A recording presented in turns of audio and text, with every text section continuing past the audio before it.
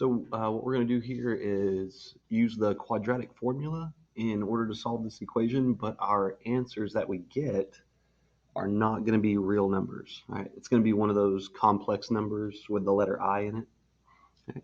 So we can still apply the quadratic formula, negative b plus or minus the square root of b squared minus 4ac all over 2a. We can still plug these coefficients into that formula. All right, remember you have to have one side of the equation equal to 0 in order to use that. All right, so it says negative b, and my b is negative 6, so that's going to change that to a positive 6, plus or minus the square root of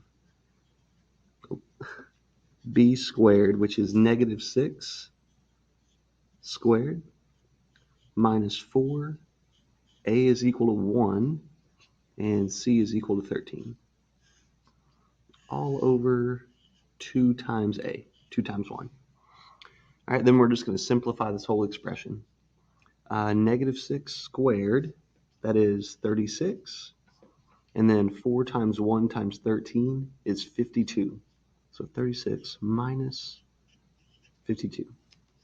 So what I'm going to get is 6 plus or minus square root. When you subtract these, you're going to get negative 16 all over 2. All right, so this right here, because we're taking the square root of a negative, that's what's going to make our answer a complex solution. If you take that negative 16 and think of it as a negative 1 and a 16, like that, then what you get is 4, and then the square root of negative 1 is I. So this right here is going to give us 4i, right, for that piece right there. So we get 6 plus or minus 4i divided by 2, and then you can just simplify these. You divide them each by 2. So you get 3 plus or minus 2i. All right? These are our two solutions.